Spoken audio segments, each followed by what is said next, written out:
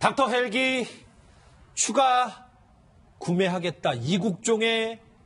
이국종 교수의 외침이 통했던 걸까요? 이국종 교수의 격정 토로 기자회견 이후에 종합 지원책을 준비 중이라는 정부입니다. 당장 이 문제부터 해결하겠다고 나섰는데요. 목소리부터 먼저 듣고 오시죠. 실제로 환자가 이용할 때는 해당 병원에 직접 내리지 못하고 인근 학교나 혹은 심지어 서울 같으면 한강 주변에 내려서 다시 구급차로 이송하기 때문에 골든타임 안에 이송하는데 굉장히 어려움을 겪게 됩니다. 헬기가 몇백억씩 한단 말이에요. 그 닥터 헬기 같은 경우에는 한 1년에 임차료가 30억인 거 아세요? 예, 한마디로 렌트카 비용이, 렌트 비용이 1년에 30억이라고. 그래서 지금 우리나라에 닥터 헬기가 6대밖에 없는 건가요? 그렇죠. 그러면 얼마나 기가 막혀요. 네. 대여하는 비용도 상당히 많이 드는 저 닥터 헬기 얘기, 이국종 교수 얘기 함께 해보겠습니다. 제 왼쪽에 이종우 실장 나오셨습니다. 어서 오십시오. 네, 안녕하십니까. 그런데 한 언론의 보도를 보고 닥터 헬기에 대한 관심이 커지니까 이국종 교수의 외침이 통했는지 6대뿐인 걸 11대로 늘리기로 했다. 이런 보도가 봤어요. 네, 그렇습니다. 자, 그 닥터 헬기가 왜 중요하냐면, 자, 소방 구조 헬기도 있고 구조 헬기는 여러 가지입니다. 근데 닥터 헬기는 차이점이 뭐냐면 의사가 직접 탈 수 있다. 그리고 그 안에는 첨단 장비가 있어서 그 위급한 상황에서 헬기 안에서 간단한 수술도 할 수 있다. 이게 소방 헬기와의 차이입니다. 그렇다면 환자를 만나는 순간부터 진료는 시작되는데 중증 외상 환자를 병원에서 기다리는 게 아니라 직접 현장에서 의사와 만나면 살 수 있는 확률이 높아지지 않겠습니까? 그런데 우리나라에는 고작해야 6대밖에 없다. 6개 시도 권역별로 해서 6대밖에 없는데 그것을 5대를 추가를 해서 11대로 늘려주겠다라는 것이 이제 정부의 오늘 발표입니다. 예, 이현정 의원님, 저희가 쉽게 닥터 헬기 하면 하늘을 떠다니는 수술실이다. 뭐 이 정도로 생각하면 되는 건가요? 그렇죠. 이제 저 안에서는 응급 수술이 진행할 수가 있습니다. 우리가 지금 최근에 더스트호프라는 이제 비행기가 미군 헬기가 사실 이제 이 오청성 병사를 데리고 올 때 그 안에서 바로 집도를 했지 않습니까? 그 마찬가지로 닥터 헬기가 있으면 그 안에서 집도를 할 수 있는 여러 가지 시설이 돼 있기 때문에 가격도 비싸고. 근데 우리나라가 사실은 섬이 많지 않습니까? 그렇죠. 그러다 보니까 실제로 섬에서 생기는 환자 같은 경우는 저 닥터 헬기가 없으면 구조할 수 있는 방법이 없어요. 그렇네요. 이제 그러다 보니까 이제 그게 많이 필요한데, 근데 가격이 워낙 크고 비싸고, 또 하나는 저게 이제 계류장이 이제 별도로 마련돼 있어야 돼요. 그리고 또 비행기를 내릴 수 있는 비행장 자체가 있어야 되는데 그 시설도 굉장히 또 중요합니다.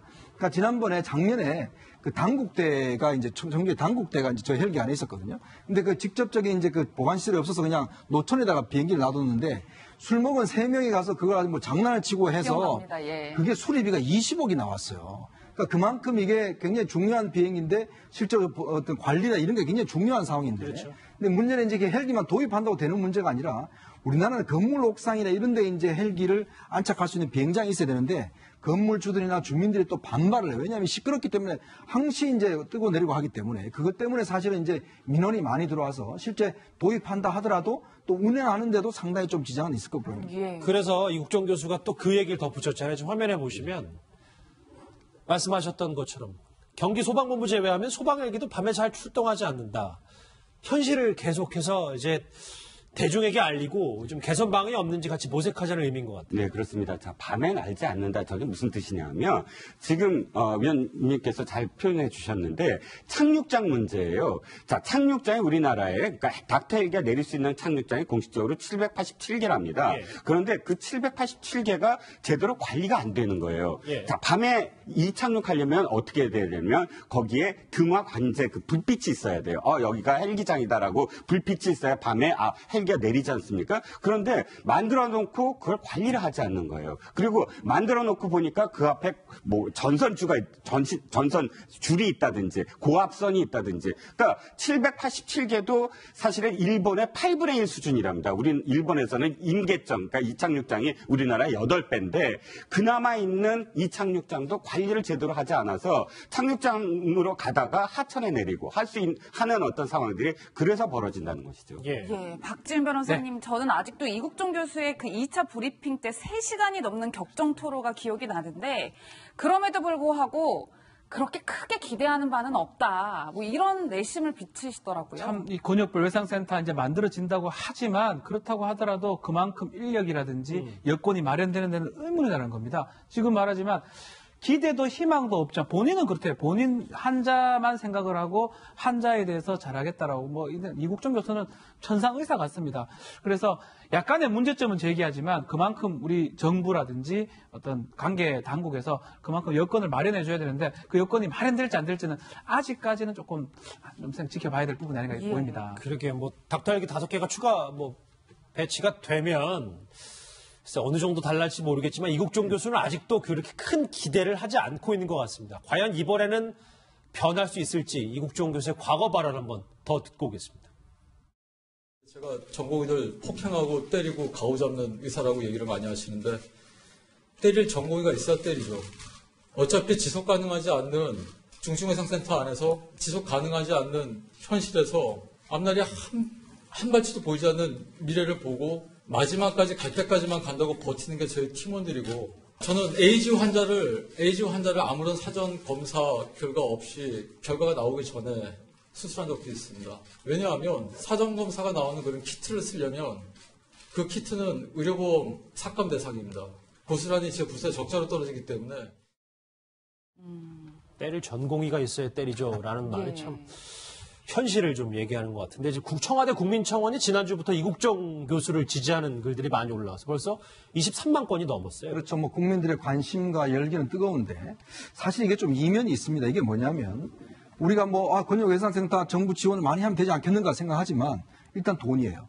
왜냐하면 한정된 돈을 가지고 결국은 지원해야 되는 거 아니겠어요? 이번에도 사실 이번 예산에서 중증의료센터 지원하는 돈이 삭감이 됐습니다. 왜 그러냐 하면 이 새 정부가 들어서면서 기초연금이라든지 각종 복지 공약을 많이 했잖아요.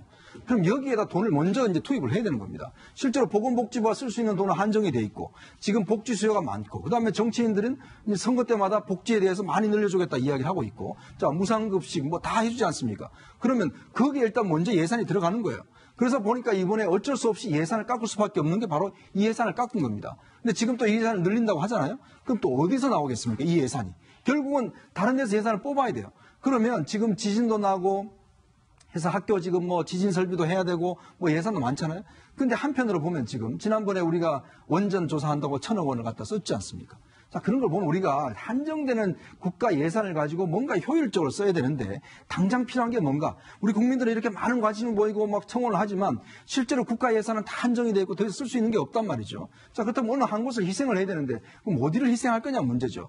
그래서 우리 국민도 보시기에 야 그거 돈 늘려주면 되지 왜 안 늘려주나라고 말만 할 게 아니라 실제 정부에서 어디를 그럼 줄여서 넣을 것인가 이런 부분에 대한 고민도 같이 가야 될 것이다. 저는 그렇게 봅니다. 예, 실장님 말씀을 듣고 보니까 정말 만만치 않은 문제인데 청와대에서도 양방을 다 만족시킬 수 있는 충분한 대답을 내놔야 될 때가 된 것 같은데 네, 그렇습니다. 어떤 답변을 좀 기대할 수 있을까요? 일단 복지부가 지금 안을 내놨어요. 내놓긴 했는데 구체적인 안은 아닙니다만 실질적으로 이국종 교수가 문제점이라고 지적했던 부분들을 다 언급을 하고 있습니다. 예를 들어서 지금 가장 그 이국종 교수가 이야기하는 것이 보험 수가 개선이에요. 수가 체계가. 왜냐하면 지금 그 1년에 한 번씩 그 전담 보험 심사팀에서 이 전부 다 심사를 하면 급여 체계 수준을 언제 정해놓고 수가를 결정하기 때문에 전부 다 이것은 불효불급한 데 썼다 하고 다 삭감해 버린다는 거예요. 그렇다면 계속 적자가 나니까 병원 측에서는 견딜 수가 없으니까 그것은 이제 이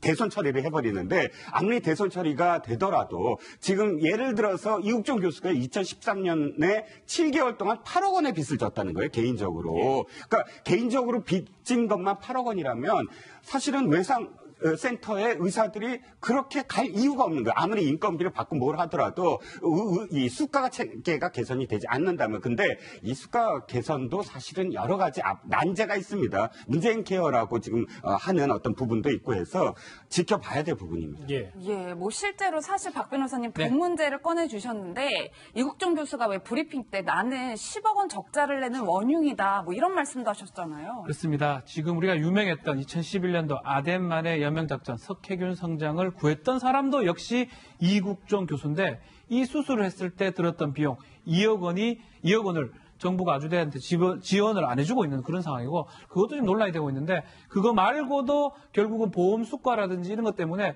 본인 자비로 계속 수술하는 경우가 생길 수가 있는 거예요. 그러니까 지금 석혜균 선장 비롯해서 지금 기순 병사까지 이 한 편의 드라마를 하는 사람이 주인공은 한 명, 이국종 교수 같은데 그 이면을 들여다보면 과연 드라마 주인공이 될 수 있을 맞느냐. 돈도 없고 본인이 빚 따지고 그래서 그만큼 보험 수가라든지 이 개선이 좀 아주 필요한 상황이 아닌가 이렇게 보입니다. 예. 그래도 일단 언론에서 이렇게 저희가 조명을 하고 이국종 효과라는 아까 저 그래픽 나온 거 한번 다시 보실까요? 이국종 효과라는 것들 뭐 몇몇 네 가지가 있었잖아요. 그러니까 뭐 저렇게 얘기했던 뭐 6대에서 11대로 닥터 헬기가 추가가 되고 말씀하셨던 보험수가 개선, 외상센터 의사 충원 이런 것들이 앞으로 뭐 이 중증 외상 관리에 있어서 이국종 교수의 저 외침이 좀 어느 정도까지는 이 재정적 측면이 뒷받침이 됐으면 좋겠다는 생각도 함께 해봅니다. 이국종 교수 얘기를 쭉 했고 그의 격정 토로 얘기를 하나하나 했는데 저 이현정 네.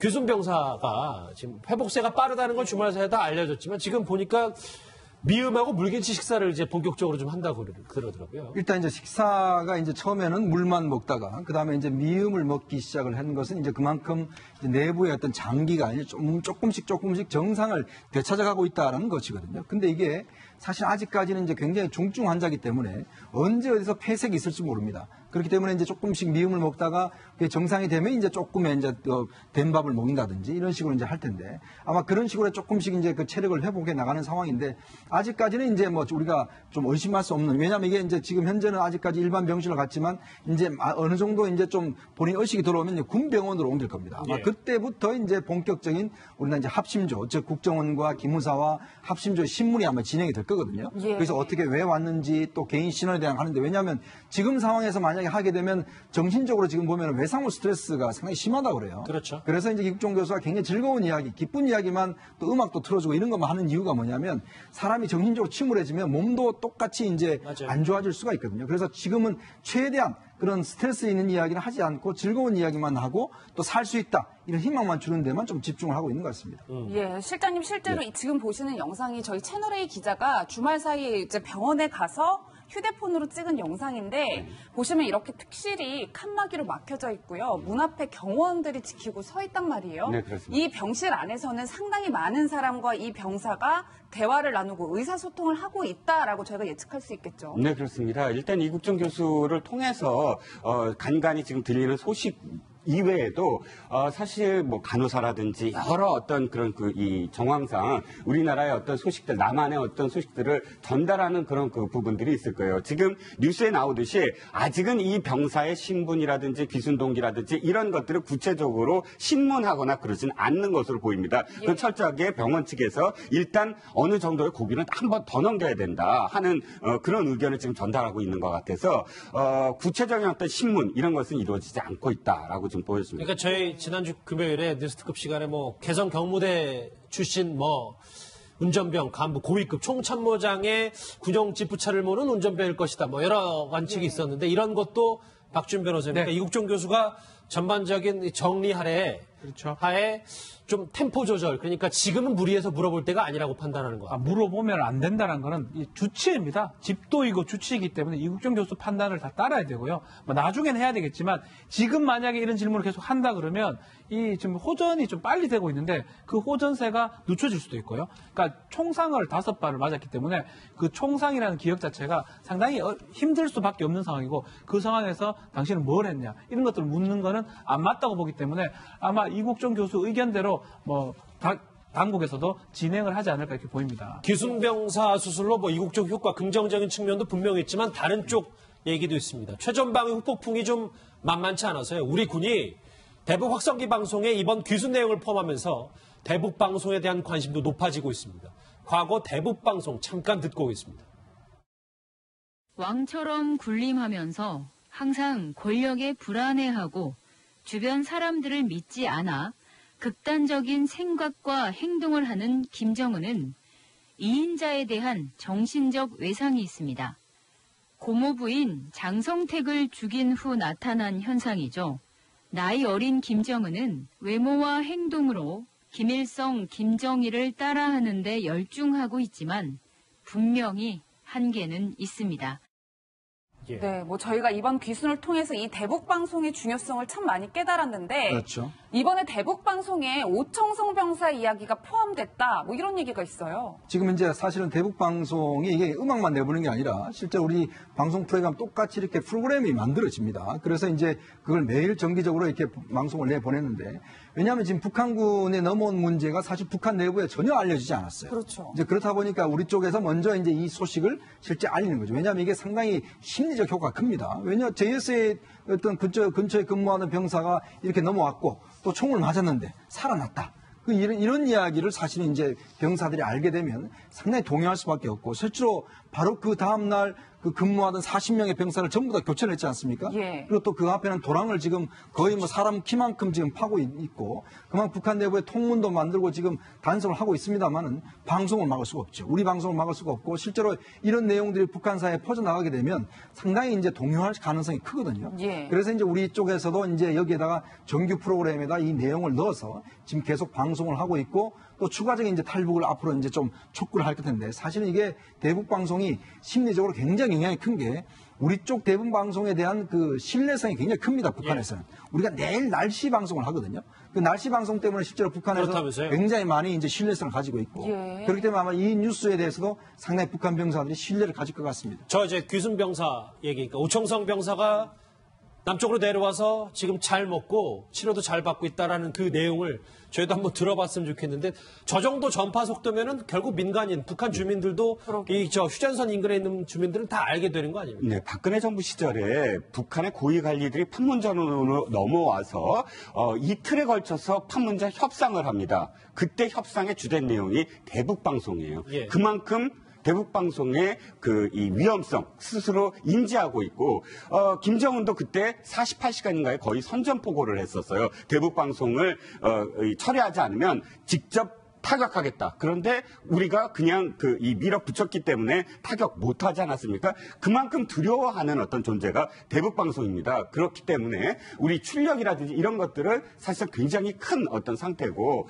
이미 사실 개성이라든지 이 등지에는 이미 우리 대북 방송을 통해서 많은 사실들이 알려졌을 것이다라고 추측을 할 수가 있죠. 그런데 지금 우리 쪽만 이렇게 저 대북 방송 활성화하는 게 아니라 북한 측은 북한 나름대로의 방법을 취하고 있어서 저 화면 같이 보시면 이현정 의원 네. 추가 탈북을 막기 위해서 안간힘을 쓰고 있는 게 여러 가지 있고 아까 잠깐 언급을 했지만 특히 저는 이 부분이요. 뭐 통문까지는 얘기했고 도랑 앞에 나무 심었던 것도 주말 사이다 나온 얘기지만 기관총을 증강 배치했다. 그때도 자동 소총으로 오청성 병사를 겨눴었는데 저 기관총 증강 배치하면 저 유엔 정전협정 위반 아닌지 전 그게 좀 걱정이 돼서요. 이미 북한은 우리 정전협정을 인정하지 않는다고 발표를 했습니다. 이미 그게 수년이 됐고요. 그렇기 때문에 사실은 지금 현재 중립국 감시위원회 이것도 지금 운영하지 않고 있고 실제로 우리가 지금 북한 쪽에다가 뭔가 통보할 수 있는 수단도 아무것도 없어요. 지금 보시면 저 판문각 뒤편에 가면 상당히 중무장한 것들이 많다고 하거든요. 지난번에 그 병사들이 왜 한 10명이 이렇게 모여있지 않습니까? 그때 들고 나온 그 무장한 그걸 보면 실제 기관총뿐만 아니라 상당히 고성능 기관총도 가지고 나왔어요. 그러니까 그거 같은 경우는 실제로 우리가 가지고 올 수 없는데도 불구하고 가지고 나왔단 말이죠. 예. 자, 그렇다면 실제로 북한이 중무장을 이제 더 보강할 가능성이 높다. 예를 들어서 지난번 같이 이제 총을 쐈음에도 불구하고 직접 맞았는데 우리가 살아났지 않습니까? 그렇다고 한다면 아마 판문각 뒤쪽에서 상당히 이제 중무장한 무기들을 배치할 가능성이 높고 실제로 아마 현재까지는 한 100여 명 정도가 근무를 하고 있는 것으로 알려지고 있는데 많은 수의 더 병력을 더 증강하고 또 아마 지금 현재 근무하던 대표부라든지 이런 데는 상당히 아마 검열을 당해서 숙청당했을 가능성이 굉장히 높다라고 보여집니다. 예, 이현정 의원님 이렇게 북한도 발빠르게 대응을 하고 있고 어쨌든 이국정 교수의 외침에 청와대에서 곧 응답을 할 것 같기도 한데 저는 궁금한 게 아직 청와대에서 오청성 병사 관련된 얘기는 없거든요. 혹시 이 부분이나 북한 대응 관련한 부분에 대해서 입장을 내놓을 가능성이 있을까요?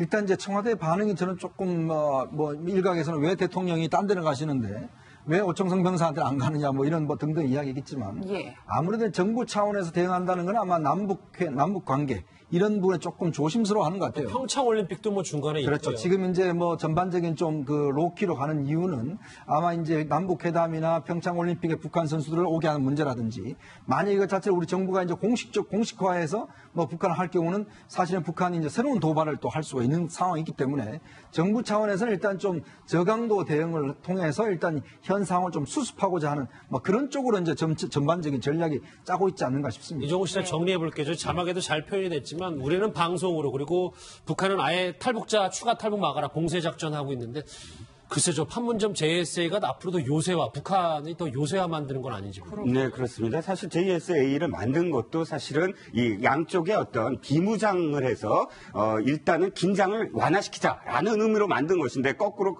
지금 이 지역이 북한의 어떤 그런 이 대응으로 인해서 화약고처럼 지금 변하고 있거든요. 뭐 이 중심이. 그래서 일단 남북 간의 어떤 긴장이 고조되고 있는 건 사실입니다.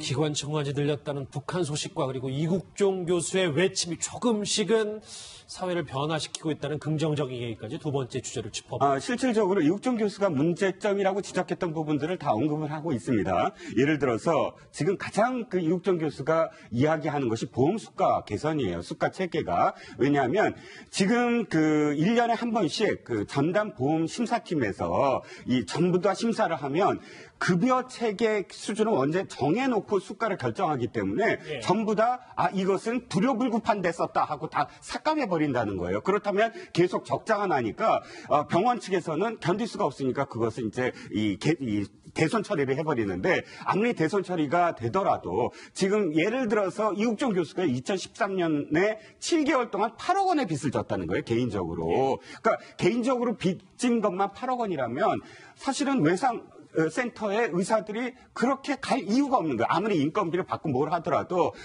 이 수가 체계가 개선이 되지 않는다면. 근데 이 수가 개선도 사실은 여러 가지 난제가 있습니다. 문재인 케어라고 지금 하는 어떤 부분도 있고 해서 지켜봐야 될 부분입니다. 뭐 실제로 사실 박 변호사님 돈 문제를 꺼내주셨는데 이국종 교수가 왜 브리핑 때 나는 10억 원 적자를 내는 원흉이다 뭐 이런 말씀도 하셨잖아요. 그렇습니다. 지금 우리가 유명했던 2011년도 아덴만의 여명작전 석해균 성장을 구했던 사람도 역시 이국종 교수인데 이 수술을 했을 때 들었던 비용 2억 원을 정부가 아주대한테 지원을 안 해주고 있는 그런 상황이고 그것도 좀 논란이 되고 있는데 그거 말고도 결국은 보험 수가라든지 이런 것 때문에 본인 자비로 계속 수술하는 경우가 생길 수가 있는 거예요. 그러니까 지금 석해균 선장 비롯해서 지금 기순 병사까지 이 한편의 드라마를 하는 사람이 주인공은 한 명 이국종 교수 같은데 그 이면을 들여다보면 과연 드라마 주인공이 될 수 있을 맞느냐. 돈도 없고 본인이 빚 따지고 그래서 그만큼 보험 수가라든지 이 계산이 좀 아주 필요한 상황이 아닌가 이렇게 보입니다. 그래도 일단 언론에서 이렇게 정도로 생각하면 되는 건가요? 그렇죠. 이제 저 안에서는 응급 수술이 진행할 수가 있습니다. 우리가 지금 최근에 더스토프라는 이제 비행기가 미군 헬기가 사실 이제 이 오청성 병사를 데리고 올 때 그 안에서 바로 집도를 했지 않습니까? 그 마찬가지로 닥터 헬기가 있으면 그 안에서 집도를 할 수 있는 여러 가지 시설이 돼 있기 때문에 가격도 비싸고. 근데 우리나라가 사실은 섬이 많지 않습니까? 그렇죠. 그러다 보니까 실제로 섬에서 생기는 환자 같은 경우는 저 닥터 헬기가 없으면 구조할 수 있는 방법이 없어요. 그렇네요. 이제 그러다 보니까 이제 그게 많이 필요한데, 근데 가격이 워낙 크고 비싸고 또 하나는 저게 이제 계류장이 이제 별도로 마련돼 있어야 돼요. 그리고 또 비행기를 내릴 수 있는 비행장 자체가 있어야 되는데 그 시설도 굉장히 또 중요합니다. 그러니까 지난번에 작년에 그 당국대가 이제 정규 당국대가 이제 저 헬기 안에 있었거든요. 근데 그 직접적인 이제 그 보관 시설이 없어서 그냥 노천에다가 비행기를 놔뒀는데 술 먹은 3명이 가서 그걸 아주 뭐 장난을 치고 해서 기억납니다. 그게 수리비가 20억이 나왔어요. 그러니까 그만큼 이게 굉장히 중요한 비행인데 실제로 어떤 관리나 이런 게 굉장히 중요한 상황인데. 그렇죠. 근데 문제는 이제 헬기만 도입한다고 되는 문제가 아니라 우리나라는 건물 옥상이나 이런 데 이제 헬기를 안착할 수 있는 비행장이 있어야 되는데 건물주들이나 주민들이 또 반발을 해요. 왜냐하면 시끄럽기 때문에 항시 이제 뜨고 내리고 하기 때문에 그것 때문에 사실은 이제 민원이 많이 들어와서 실제 도입한다 하더라도 또 운행하는데도 상당히 좀 지장은 있을 것 보입니다. 그래서 이국종 교수가 또 그 얘기를 덧붙였잖아요. 지금 화면에 보시면 말씀하셨던 것처럼 경기 소방본부 제외하면 소방헬기도 밤에 잘 출동하지 않는다. 현실을 계속해서 이제 대중에게 알리고 좀 개선 방안이 없는지 같이 모색하자는 의미인 것 같아요. 네, 그렇습니다. 자, 밤엔 알지 않는다. 저게 무슨 뜻이냐면 지금 위원님께서 잘 표현해 주셨는데 착륙장 문제예요. 자, 착륙장이 우리나라에 그러니까 닥터 헬기가 내릴 수 있는 착륙장이 공식적으로 787개랍니다. 예. 그런데 그 787개가 제대로 관리가 안 되는 거예요. 예. 자, 밤에 이 착륙하려면 어떻게 해야 되냐면 거기에 등화 관제 그 불빛이 있어야 돼요. 여기가 헬기장이다라고 불빛이 있어야 밤에 헬기가 내리지 않습니까? 그런데 만들어 놓고 그걸 관리를 하지 않는 거예요. 그리고 만들어 놓고 보니까 그 앞에 뭐 전선 줄이 있다든지 고압선이 있다든지 그러니까 787개도 사실은 일본의 8분의 1 수준이랍니다. 우린 일본에서는 임계점 그러니까 이 착륙장이 우리나라 8배인데 그나마 있는 이 착륙장도 관리를 제대로 하지 않아서 착륙장으로 가다가 하천에 내리고 하는 어떤 상황들이 그래서 벌어진다는 것이죠. 예. 예, 박지은 변호사님, 저는 아직도 이국종 교수의 그 2차 브리핑 때 3시간이 넘는 격정 토로가 기억이 나는데 그럼에도 불구하고 그렇게 크게 기대하는 바는 없다. 뭐 이런 내심을 비치시더라고요. 참 이 권역별 외상센터 이제 만들어진다고 하지만 그렇다고 하더라도 그만큼 인력이라든지 여건이 마련되는 데는 의문이라는 겁니다. 지금 말하지만 기대도 희망도 없죠. 본인은 그렇대요. 본인 환자만 생각을 하고 환자에 대해서 잘하겠다라고 뭐 이국종 교수는 천상의사 같습니다. 그래서 약간의 문제점은 제기하지만 그만큼 우리 정부라든지 어떤 관계 당국에서 그만큼 여건을 마련해 줘야 되는데 그 여건이 마련될지 안 될지는 아직까지는 조금 좀 지켜봐야 될 부분이 아닌가 보입니다. 그러게 뭐 닥터 헬기 5개가 추가 배치가 되면 글쎄 어느 정도 달랄지 모르겠지만 이국종 교수는 아직도 그렇게 큰 기대를 하지 않고 있는 것 같습니다. 과연 이번에는 변할 수 있을지 이국종 교수의 과거 발언 한번 더 듣고 오겠습니다. 제가 전공의들 폭행하고 때리고 가오잡는 의사라고 얘기를 많이 하시는데 때릴 전공의가 있어야 때리죠. 어차피 지속 가능하지 않는 중증외상센터 안에서 지속 가능하지 않는 현실에서 앞날이 한 발치도 보이지 않는 미래를 보고 마지막까지 갈 때까지만 간다고 버티는 게 저희 팀원들이고 저는 에이즈 환자를 아무런 사전 검사 결과 없이 결과가 나오기 전에 수술한 적도 있습니다. 왜냐하면 사전 검사가 나오는 그런 키트를 쓰려면 닥터 헬기 추가 구매하겠다. 이국종 교수의 외침이 통했던 걸까요? 이국종 교수의 격정 토로 기자회견 이후에 종합 지원책을 준비 중이라는 정부입니다. 당장 이 문제부터 해결하겠다고 나섰는데요. 목소리부터 먼저 듣고 오시죠. 실제로 환자가 이용할 때는 해당 병원에 직접 내리지 못하고 인근 학교나 혹은 심지어 서울 같으면 한강 주변에 내려서 다시 구급차로 이송하기 때문에 골든타임 안에 이송하는데 굉장히 어려움을 겪게 됩니다. 헬기가 몇백억씩 한단 말이에요. 그 닥터 헬기 같은 경우에는 한 1년에 임차료가 30억인 거 아세요? 예, 한마디로 렌트카 비용이. 렌트 비용이 1년에 30억이라고. 그래서 지금 우리나라에 닥터 헬기가 6대밖에 없는 건가요? 그렇죠. 그러면 얼마나 기가 막혀요. 네. 대여하는 비용도 상당히 많이 드는 저 닥터 헬기 얘기, 이국종 교수 얘기 함께 해보겠습니다. 제 왼쪽에 이종우 실장 나오셨습니다. 어서 오십시오. 네, 안녕하십니까. 그런데 한 언론의 보도를 보고 이 닥터 헬기에 대한 관심이 커지니까 이국종 네네. 교수의 외침이 통했는지 6대뿐인 걸 11대로 늘리기로 했다. 이런 보도가 봤어요. 네, 그렇습니다. 자, 그 닥터 헬기가 왜 중요하냐면, 자, 소방 구조 헬기도 있고, 구조 헬기는 여러 가지입니다. 근데 닥터 헬기는 차이점이 뭐냐면 의사가 직접 탈 수 있다. 그리고 그 안에는 첨단 장비가 있어서 그 위급한 상황에서 헬기 안에서 간단한 수술도 할 수 있다. 이게 소방 헬기와의 차이입니다. 그렇다면 환자를 만나는 순간부터 진료는 시작되는데 중증 외상 환자를 병원에서 기다리는 게 아니라 직접 현장에서 의사와 만나면 살 수 있는 확률이 높아지지 않겠습니까? 그런데 우리나라에는 고작해야 6대밖에 없다. 6개 시도 권역별로 해서 6대밖에 없는데 예. 그것을 5대를 추가를 해서 11대로 늘려주겠다라는 것이 이제 정부의 오늘 발표입니다. 예, 이현정 의원님, 네. 저희가 쉽게 닥터 헬기 하면 하늘을 떠다니는 수술실이다. 뭐 이 정도. 키트는 의료보험 삭감 대상입니다. 고스란히 제 부서에 적자로 떨어지기 때문에 때릴 전공의가 있어야 때리죠라는 말이 예. 참 현실을 좀 얘기하는 것 같은데 이제 청와대 국민청원이 지난주부터 이국종 교수를 지지하는 글들이 많이 올라와서 벌써 23만 건이 넘었어요. 그렇죠. 뭐 국민들의 관심과 열기는 뜨거운데 사실 이게 좀 이면이 있습니다. 이게 뭐냐면 우리가 근역예산센터 정부 지원을 많이 하면 되지 않겠는가 생각하지만 일단 돈이에요. 왜냐하면 한정된 돈을 가지고 결국은 지원해야 되는 거 아니겠어요? 이번에도 사실 이번 예산에서 중증어려센터 지원하는 돈이 삭감이 됐습니다. 왜 그러냐 하면 이 새 정부가 들어서면서 기초연금이라든지 각종 복지 공약을 많이 했잖아요. 그럼 여기에다 돈을 먼저 이제 투입을 해야 되는 겁니다. 실제로 보건복지부가 쓸 수 있는 돈은 한정이 돼 있고 지금 복지 수요가 많고 그다음에 정치인들은 이제 선거 때마다 복지에 대해서 많이 늘려주겠다 이야기를 하고 있고 자 무상급식 뭐 다 해주지 않습니까? 그러면 거기에 일단 먼저 예산이 들어가는 거예요. 그래서 보니까 이번에 어쩔 수 없이 예산을 깎을 수밖에 없는 게 바로 이 예산을 깎은 겁니다. 근데 지금 또 이 예산을 늘린다고 하잖아요. 그럼 또 어디서 나오겠습니까? 이 예산이. 결국은 다른 데서 예산을 뽑아야 돼요. 그러면 지금 지진도 나고 해서 학교 지금 지진 설비도 해야 되고 예산도 많잖아요. 근데 한편으로 보면 지금 지난번에 우리가 원전 조사한다고 1,000억 원을 갖다 썼지 않습니까? 자, 그런 걸 보면 우리가 한정되는 국가 예산을 가지고 뭔가 효율적으로 써야 되는데 당장 필요한 게 뭔가 우리 국민들은 이렇게 많은 관심을 보이고 막 청원을 하지만 실제로 국가 예산은 다 한정이 되어 있고 더 쓸 수 있는 게 없단 말이죠. 자, 그렇다면 어느 한 곳을 희생을 해야 되는데 그럼 어디를 희생할 거냐 문제죠.